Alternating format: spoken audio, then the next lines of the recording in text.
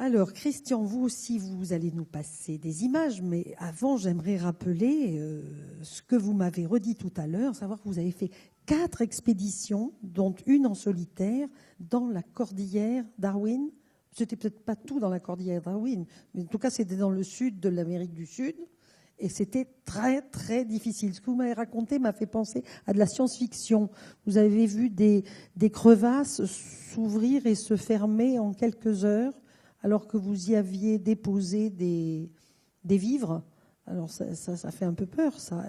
C'était pas prévu. C'est ça l'aventure. Si, alors je vais vous raconter un peu comment je suis arrivé là-bas. C'est vrai que ça fait partie des plusieurs expéditions que j'ai fait maintenant depuis une vingtaine d'années. Je vais peut-être raconter un peu en passant quelques images parce que, effectivement, moi je suis un peu comme plein de gens ici, je voulais être astronaute. Puis ils m'ont dit il faut que tu ailles à l'école. Et en fait, ça marchait pas très bien pour moi. Donc c'est vrai que l'exploration, c'est quelque chose d'assez étonnant. Je vais essayer de vous raconter, parce que je ne vais pas vous raconter une expédition spéciale, mais finalement quelques touches que m'a apporté l'exploration dans ma vie et peut-être dans la vie des autres aujourd'hui, qui est cette idée que moi j'habitais dans un tout petit village suisse, mais alors vraiment on était 200, puis après je suis allé dans un encore plus petit village, et puis dans des vallées perdues, enfin fermées, où on ne regarde pas au-delà de la colline, quoi. Et pourtant à 4 ans je prends mon sac et je me barre dans la forêt. Et je suis revenu 2 jours plus tard, je ne vous explique pas mes parents. Et j'arrive toujours pas à expliquer ce qui s'est passé dans ma tête ce jour-là pour me dire il faut que j'y aille, quoi. Et après je vais à l'école parce que quand même j'y étais, et là on me dit on sait déjà tout sur tout, donc de toute façon comme on sait tout, l'exploration c'est fini, on a déjà cartographié, on a vu, on connaît les taches blanches, on en parlait ce matin, ça n'existe plus, donc qu'est-ce que tu veux faire comme métier? Et voilà, et moi je suis embêté, et en fait je vais mettre longtemps à accepter cette idée que c'est pas vrai. C'est-à-dire que pendant un moment, je me fais embarquer dans ce système où j'accepte l'idée que l'exploration, c'est fini. Et je continue à faire des voyages, de la montagne, je fais plein de montagnes partout, je suis content. Puis tout va changer un jour, en fin du XXe siècle quand même, au Népal, où je pars faire un tour de Népal à pied avec une amie. Et là, il va se passer un truc qui va radicalement changer. C'est quelque chose que beaucoup d'explorateurs ont vécu, puis on peut encore vivre aujourd'hui, mais n'empêche qu'à l'époque, c'était pas évident. J'arrive de l'extrême ouest, dans une petite vallée, je pose ma tente avec mon ami à côté d'un village, ce qu'on fait toujours, un petit village de, je sais pas, 200, 300 habitants. Et là, en quelques minutes, vous avez 200 habitants à la queue leu derrière la tente, qui viennent ouvrir et fermer la fermeture éclair. Et puis, quand ils l'ont fait, ils se remettent à la queue pour recommencer, dis donc. Discipliné, pas français, quoi. Et après, ils viennent vers moi, ils me touchent les cheveux, j'en avais encore un peu à l'époque, la barbe, tout ça, machin. Simplement, ces gens n'avaient encore jamais vu d'homme blanc. C'est pas qu'ils ne savaient pas que ça existait, hein, parce qu'il y a une nuance entre, encore une fois, savoir ce qui existe ou l'avoir vu, mais ils n'en avaient jamais vu. Ils n'avaient jamais vu une fermeture éclair. On est à la fin du XXe siècle et on trouve encore ça. Ça veut dire que quelque part, bon sang, on connaît quand même pas grand-chose, quoi. On peut encore arriver dans un pays où il y a des tas d'alpinistes qui vont chaque année, des touristes et tout, et rencontrer un village comme ça où ils ne parlent que leur langue, où ils ne parlent aucune langue autre du Népal et tout ça. Et ça change forcément un peu les choses. Et à partir de là, je décide que ces humains qui ont ouvert et fermé ma fermeture éclair de tente et qui m'ont ensuite pris par la main pour emmener chez eux et voir leur monde à eux, m'ont fait le plus beau des cadeaux. Bon sang de bonsoir, on ne connaît pas tout. Donc je décide de devenir explorateur, parce que c'était un peu mon rêve d'enfant. Donc je décide de partir dans le monde. Je vais mener depuis une trentaine d'expéditions diverses et variées. Alors avec une idée soit solitaire, parce que des fois il faut savoir partir seul. Alors j'entendais parler de cette idée d'isolement quand on est 3 mois tout seul dans certaines montagnes. Vous avez, notamment au sud de l'Amérique du Sud, où il n'y a même pas d'avions qui peuvent survoler, on ne voit même pas de traînées dans le ciel, vous êtes un extraterrestre, il n'y a pas de doute. Vous êtes, on se prend à rêver, c'est fabuleux. Alors je mène des expéditions seul, des fois en groupe, avec d'autres personnes, parce que forcément, on a aussi besoin de l'humain, de ce contact. Je vais vous montrer quelques endroits d'expédition, parce que je trouve que, je peux vous raconter des tas de choses techniques sur le travail que j'y fais, mais j'ai aussi envie, et on en a besoin aujourd'hui, de se dire que voilà, notre monde, il n'y a pas toujours besoin d'aller dans l'espace pour le trouver beau. Il est beau, notre monde. On se balade dans les montagnes, ça c'est le Sarama en Bolivie, c'est quand même fabuleux. Vous avez ce plateau, cet altiplano, et tout d'un coup, paf, vous avez ce cône à 5900 mètres d'altitude, absolument fabuleux, 6400 mètres, pardon. Vous avez le Fitzroy, cette montagne extraordinaire de granit en Patagonie. Et puis les mondes à côté, alors on a parlé ce matin de l'aéropostale, il s'appelle Mermoz, Guillaumet et Saint-Exupéry. Parce que l'aéropostale, elle a tenté d'aller jusqu'en Patagonie. Ils étaient aussi barjots que nous à l'époque. Bon, les grandes terres polaires, on ne va pas en parler beaucoup parce que je crois qu'on en a déjà beaucoup parlé avec Laurence. Ça, c'est le Yellow Continental. C'est la plus grande surface glaciaire continentale du monde. Le plus grand glacier, 400 km de développé. C'est fabuleux. Il en fait déjà plus que 350 maintenant. On pense qu'il en fera plus que 300 dans une vingtaine d'années. C'est vous dire à la vitesse à laquelle ils font, c'est juste phénoménal, quoi. Bon, les terres polaires, on ne va pas trop en parler. Ça, c'est la fameuse cordillère de Darwin où effectivement j'ai mené pas mal d'expéditions. Alors regardez cette image parce qu'elle est pas mal. Vous avez ça, puis vous avez ça. C'est exactement le même endroit à une année d'intervalle. Et c'est pas parce que la neige a fondu, on est à la même saison, c'est parce que ce glacier il était sur une poche suspendue. Et puis tout d'un coup, avec le réchauffement, la poche a fondu et plaf, il s'est écroulé. Il a perdu 250 mètres et 1 kilomètre de longueur en une année, quoi. C'est hallucinant. Voilà, ça moi je fais une expédition où je passe des mois sur cet endroit-là, je reviens une année plus tard et paf, tout a changé, quoi. Et ça fait mal. Et c'est vrai que ça questionne beaucoup sur ce qu'on est, sur ce qu'on fait, sur pourquoi on est là et quelque part comment on doit avoir des rapports avec le monde, surtout quand ce monde il vous offre des telles images, des tels endroits. Ça c'est le sud de l'Ipès bolivien aussi, toujours un endroit extraordinaire. Vous espérez trouver de l'eau, mais en fait c'est de l'acide. Bref, le Salar d'Uyuni, un endroit où vous pouvez vous coucher. Vous êtes à 3600 mètres d'altitude, et effectivement, la Voie lactée devant vous se développe. Tous ceux qui ont dormi dans le Salar. Si vous avez une chose à faire dans votre vie, et que vous n'êtes pas astronaute, allez dans le Salar d'Uyuni, prenez un sac de couchage ou pas de sac de couchage, couchez-vous par terre et regardez. Parce que c'est juste hallucinant. C'est hallucinant parce que vous n'avez pas cette petite couche humide au-dessus de vous, c'est parfaitement sec. Et là, vous voyez la vie. Bon, d'autres déserts comme le Dashtaulut en Iran, l'endroit le plus chaud du monde. On est ici, à cet endroit où je vous parle, au moment où j'y suis, on a plus 71 degrés sur le thermomètre, plus 71 pour nous, avec mon copain. Et ça, c'est donc la température réelle. Hein. Je vous explique pas la température au sol, ou encore le Danakil en Éthiopie, qui est un autre endroit, un des autres endroits les plus chauds du monde, assez fabuleux, avec sulfureux. Enfin, c'est quand même des endroits sympathiques, quoi, pour aller se balader. Si vous ne savez pas quoi faire cet été, j'ai des adresses à vous donner, quoi. Bref, les autres types de déserts, comme les grandes pampas argentines, les grandes savanes africaines, tous ces endroits, c'est quand même super de s'y balader. Moi, je trouve que ça vaut la peine, quoi. Alors, la forêt tropicale, c'est un autre endroit assez intéressant. Moi, j'étais alpiniste, hein. La première fois que j'ai rentré dans une forêt, vous avez le ciel, d'un coup vous n'avez plus de ciel. Alors vous rentrez dans une forêt, vous avez Tarzan et le livre de la jungle comme référence, et vous avez des animaux partout. C'est terrifiant, vous avez peur, vous ne dormez pas pendant 2 jours, après vous dormez trop, puis après vous vous habituez. Et là, j'ai commencé à prendre la peur, ce que ça veut dire. Parce que, et ça c'est une spéciale dédicace pour Charlotte. Charlotte, arrête de regarder ton téléphone portable maintenant, c'est pour toi, pas encore, voilà. Non, c'est la fille de Laurence, elle adore les araignées, elle m'a dit j'ai envie de travailler sur les araignées un jour et tout, donc voilà. Et ben ça c'est assez génial, parce que admettons que chez nous on a 70% des gens qui ont peur des araignées. C'est structurel, c'est social, c'est comme ça. Au Brésil, pas du tout. Moi j'entre avec cette peur des araignées dans la forêt. Au bout de 10 jours, le seul endroit où je mets mon camp, où je plante ma tente, enfin où je mets mon hamac plutôt, c'est à côté des nids de tarentules et de migales. Puis j'ai ça, mais il est débile ce mec. Mais non, mais le seul animal dangereux de la forêt, c'est le moustique. Là où il y a des nids d'araignées, il y a moins de moustiques. C'est aussi simple que ça. Et les araignées, elles n'ont aucune raison de m'attaquer. Aucune. Donc on réalise aussi que la notion de peur, il faut la relativiser. Il faut arrêter d'y penser.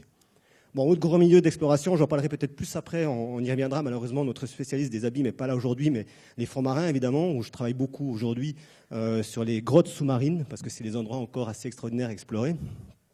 Et la mer, et la Patagonie. Alors on va s'arrêter un tout petit peu sur la Patagonie en vitesse, où j'ai passé plusieurs mois en kayak et puis ensuite plusieurs mois en montagne. Cet endroit est extraordinaire parce que vous avez 10 000 km de canaux développés sur 1000 km de distance, qui ne sont pas cartographiés pour la plupart. Vous vous baladez dans un univers complètement nouveau, complètement neuf, où vous avez quasiment personne qui a été. Vous avez une interaction avec les milieux qui est fabuleuse. Ça ne se voit pas parce que l'image n'est pas très bonne, mais là, je suis avec mon kayak ici. Alors que vous êtes avec votre kayak devant des géants pareils, ça vous relativise beaucoup la notion de votre importance en tant qu'humain. Tout d'un coup, on réalise que les choses sont quand même très relatives, quoi. Que ces immensités-là qui vivent autour de vous, elles vous apportent pas mal de choses. Alors moi, j'aime beaucoup la Patagonie parce que c'est le milieu de l'interaction. Vous avez toujours, malheureusement, les images ne sont pas très bonnes avec cette lumière, mais vous avez des glaciers, vous avez des forêts primaires qui n'ont jamais été touchées par l'homme, vous avez la mer, vous avez les montagnes autour de vous, vous avez tous les milieux réunis en un seul endroit. Ça fait quand même un endroit assez exceptionnel où se balader. C'est encore un des endroits sur Terre, réellement, où l'exploration a un sens, dans le sens que vraiment, la plupart n'est pas explorée, il y a très très peu d'habitants.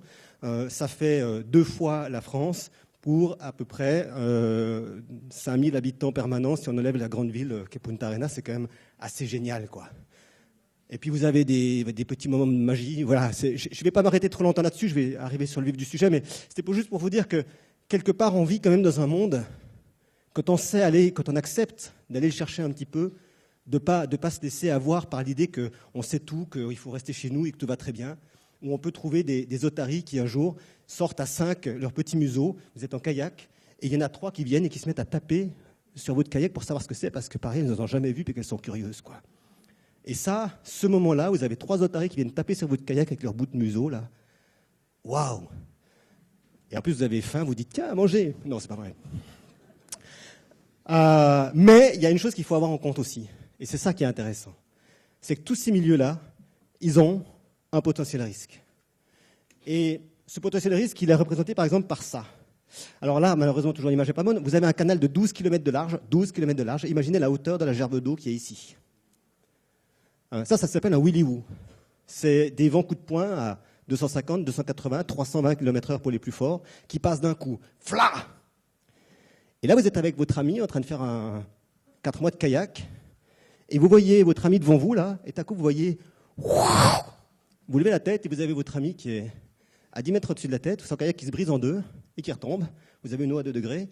Vous avez une combinaison étanche qui n'est pas tout à fait étanche à l'époque. Et là, vous vous posez plein de questions. Vous essayez d'aller vers elle, mais bon, ça tourbillonne quand même pas mal encore. Et vous lui criez, mais monte, accroche-toi à mon kayak, parce qu'elle essaie de retenir son bout de kayak qui lui reste dans la main, quoi. Et là, elle te dit non. Alors, une mutinerie à cet endroit-là, si elle s'en sort, moi, je la passe par les armes, quoi. Elle te dit non, parce que dans son kayak, il y a la nourriture, elle ne veut pas la lâcher. Comme quoi, on est aussi vachement conditionné. Hein. J'ai la nourriture, je la garde, c'est ma survie. Sauf que moi, c'est trop tard, je suis passé, je ne peux plus revenir en arrière. Donc elle va devoir nager, elle va s'en sortir très bien. Mais cette notion-là du danger, elle est assez intéressante parce qu'elle accompagne concrètement la notion d'exploration. Et croire qu'on peut faire de l'exploration sans risque, avoir cette illusion-là, c'est une erreur totale. Le risque, il est inhérent à l'idée qu'on a, nous, humains, de vouloir continuer notre chemin de découverte, de questionnement. Si on pense qu'on pourra le faire sans risque, on est sûr de se mettre en danger. Parce qu'on ne saura pas se préparer, parce qu'on ne saura pas se questionner. Parce qu'il faut aussi accepter que, bah oui, l'aéropostale, on en parlait ce matin, c'est 800 personnes qui sont décédées. C'est terrible, on n'est pas content avec ça. Mais n'empêche que on rêve tous devant l'aventure de l'aéropostale. Il faut en accepter les conséquences aussi. Magellan, c'est 200 morts. Il faut en accepter les conséquences. Ça ne veut pas dire qu'on est content d'avoir des gens qui meurent. Ça veut dire qu'à un moment donné, quand on prépare une expédition, quand on veut continuer notre chemin, il faut accepter cette notion-là. Et c'est pour ça que moi, en observant un peu mes collègues et en observant un certain nombre de choses qui se sont passées dans mes expéditions, et notamment celle-ci, là, partout où on va, il y en a du risque. Des fois, vous pensez qu'il n'y en a pas, vous mettez votre tente, vous êtes content, vous avez une marée qui est montée, qui est redescendue, vous avez 6 heures devant vous, vous mettez votre tente en attendant, et 2 heures plus tard, vous avez la marée qui est revenue, dis donc. Bref, on ne maîtrise pas grand-chose en fait. Donc, oui, je passe un peu vite là-dessus. Ça, c'est l'expédition Cordillère de Darwin. J'en ai fait 3 dans la Cordillère de Darwin. C'est à l'extrême sud de l'Amérique du Sud. C'est une des dernières chaînes de montagnes qui était inexplorée. Et pour cause, c'est un des endroits les plus complexes du monde. Effectivement, j'ai vu des crevasses qui s'ouvraient en 2-3 heures. Pas juste parce que la neige fondait, hein, mais parce qu'il y a eu des tremblements, parce qu'on est sur la Cordillère de Darwin dans un endroit assez particulier où il y a 3 plaques tectoniques qui se rejoignent, qui font vibrer assez souvent les lieux. On a des courants aériens énormes qui sont la première barrière des vents qui remontent d'Antarctique. Donc on a vraiment des courants très particuliers sur un certain endroit, pas partout, mais de la Cordillère de Darwin. Et un jour, j'y suis dans ma première expédition avec 2 amis. On s'installe un soir dans une tente et on va passer 13 jours avec des vents de plus de 200 km/h. 13 jours avec des vents de plus de 200 km/h, on ne peut pas quitter la tente. On ne peut pas mettre un pied en dehors de la tente. Si on essaie de se lever avec des vents de 200 km/h, ça ne marche pas. Il n'y a pas que des vents, hein, il y a plein de choses, il fait froid, ça. Alors si vous voulez essayer, vous prenez 2 amis, vous allez dans un garage, ou je ne sais pas où, dans un endroit où vous êtes couché par terre, ou s'il y en a un des 2 qui se tourne, les 2 autres doivent se tourner autour, enfin bref, aussi, parce que c'est tout petit une tente. Et on passe 13 jours là-dedans. C'est pas long 13 jours, mais c'est une vie hallucinante.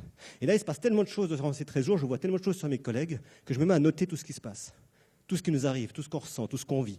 Par exemple, au bout de 5 jours, celui qui me tape sur l'épaule pour me dire « j'en peux tellement plus que je vais sortir pour me laisser mourir ». Quand quelqu'un vous dit ça, que c'est votre ami, et vous êtes dans une expédition, ça vous questionne vachement quand même. Parce que ce n'est pas quelqu'un de fou, ce n'est pas un imbécile, ce n'est pas quelqu'un qui est... Non, il est venu là avec toute une envie, un besoin, et il peut vous dire ça au bout de 5 jours. Qu'est-ce qui se passe dans sa tête? Qu'est-ce qui se passe dans la mienne à ce moment-là? Comment est-ce que je résiste à ça? J'ai encore une demi-heure? C'est ça, merci. Et je vais aller assez vite du coup, parce que finalement... Mais c'est pour ça que j'ai décidé à partir de 2006, à partir de ce temps-là, c'est 2004 et 2006, on a commencé une émission, à me questionner sur la notion du cerveau, sur notre capacité de motivation, sur notre capacité de résistance. notre capacité de prise de décision, et tout ça, finalement, notre capacité d'adaptation, imagination, volonté, toutes ces choses-là. On a monté un programme d'études avec plusieurs laboratoires, des universités et autres, et maintenant avec l'école normale supérieure, pour essayer de comprendre un certain nombre de choses sur le cerveau. Et c'est devenu mon activité principale aujourd'hui en expédition. Depuis là, je monte des expéditions principalement pour essayer de quêter, de comprendre, dans des situations réelles de complexité extrême, comment notre cerveau se structure, se transforme et évolue pour pouvoir rester en capacité de prise de décision et donc d'action, et donc de pouvoir résister à ces conditions. C'est devenu mon travail principal, et c'est vrai qu'aujourd'hui, quand on questionne un peu ce que c'est que l'exploration, je me rends compte qu'elle peut être beaucoup, elle peut être partout, elle va être dans l'espace, assurément, avec ou sans hommes, je ne sais pas, j'espère avec hommes, avec humains, parce que c'est important, mais en tout cas, déjà sur place, déjà sur notre planète, on a énormément de choses à faire, on a énormément de choses à comprendre, et on a d'abord l'humain, nous, ce que nous représentons, à comprendre, parce que ben oui, on l'a dit depuis le début du week-end, on questionne beaucoup aujourd'hui notre humanité par rapport à ce qui s'est passé ces derniers temps. On questionne aussi notre humanité. Je crois qu'il ne fallait pas attendre d'avoir des attentats à Paris ou n'importe où dans le monde, à Beyrouth et autres, pour se questionner sur pourquoi l'humain est capable de détruire sa planète à une vitesse aussi hallucinante, alors qu'on sait qu'il faut arrêter, et pourtant on continue. Tout ça, c'est des questionnements qu'on doit se poser aujourd'hui. Et c'est vrai que cette notion-là me paraît importante, avec juste deux notions qui sont quand même intéressantes. On a 100 milliards de neurones, des centaines de milliards de cellules gliales, 100 000 milliards de connexions synaptiques. Vous imaginez ce qu'on peut faire avec tout ça? On ne l'utilise pas. On a dans notre ventre d'autres types de neurones. On ne les utilise pas beaucoup. Mais on a aussi, et c'est intéressant, dans le ventre et dans le corps humain, on a 100 000 milliards de bactéries pour 10 000 milliards de cellules qui constituent un humain. Ça veut dire qu'on a beaucoup plus de bactéries dans le corps que ce qu'on a de cellules. Et croyez-moi ou non, mais quand un bébé naît, il naît avec des tas de bactéries dans le ventre et autres. On pense qu'il y en a à peu près 2000 sortes, on en connaît 500. C'est-à-dire que ce qui nous est le plus proche de nous, à savoir un enfant qui naît, on ne connaît pas grand-chose de lui à l'intérieur. Et on vient de dire qu'on connaît tout et qu'on a déjà tout exploré. Quand même. Voilà, je vais m'arrêter là-dessus avec juste deux images que j'aimerais encore vous montrer, parce que du coup, dans ce cheminement sur l'humanité, sur ce qu'on représente et pourquoi on explore, je me suis posé encore ces questions-là. Ça, c'est en Somaliland, en Somalie, donc. Ça s'appelle Lasgil. C'est un site assez intéressant. Ça, c'est en Patagonie. Ça s'appelle le Rio Pinturas. Et à Lasgil, on trouve ça, des peintures rupestres assez impressionnantes. Et ça m'a questionné beaucoup, parce que pour moi, l'exploration, elle demande un certain nombre de choses. Elle demande d'abord une mise en perspective. Ce n'est pas parce qu'on sait que quelque chose existe qu'on l'a fini d'explorer, parce qu'il faut aussi savoir le mettre en perspective sur le reste du monde. Quand les premiers hommes arrivent aux sources du Nil, il y a des gens qui vivent. Mais ces gens, ils ne savent pas qu'ils vivent aux sources du Nil. Il faut ne pas savoir d'autres choses, il faut avoir besoin de continuer, et puis il faut vouloir témoigner. Parce que si on ne témoigne pas, ce qu'on a fait, ça ne sert pas à grand-chose aux autres. Et déjà, à l'époque, je pense qu'il y avait cette volonté de témoignage, de laisser une marque. Mais plus encore, il y a ce type de marque-là. Et je vous rassure, je m'arrête là-dessus. Mais pour moi, c'est le plus beau symbole de ce que nous sommes. Il y en a cette notion de peinture, de main opposée qu'on dessine sur la roche. Alors soit on met de la couleur sur la main, puis on la pose sur la roche, soit on souffle de la couleur autour de la main. On en trouve partout dans le monde. On en trouve en Argentine, on en trouve en France, on en trouve au Madagascar, à Bornéo, partout dans le monde. D'époques différentes, de peuples qui n'ont eu aucune chance de se connaître. Aucune. Et pourtant, chacun a eu cette même idée de poser sa main sur la roche et de laisser, pour un instant, sa marque de passage, de ce qui nous définit le plus, au-delà de notre cerveau qui s'est développé, nos mains. Des noirs, des blancs, des jaunes, des rouges, des femmes, des hommes, des enfants ont eu ce même réflexe. Nous sommes tous fondamentalement humains, et c'est cet humain qu'on doit essayer de comprendre. Et ça, c'est l'explorateur qui peut le faire aujourd'hui. Merci de m'avoir écouté.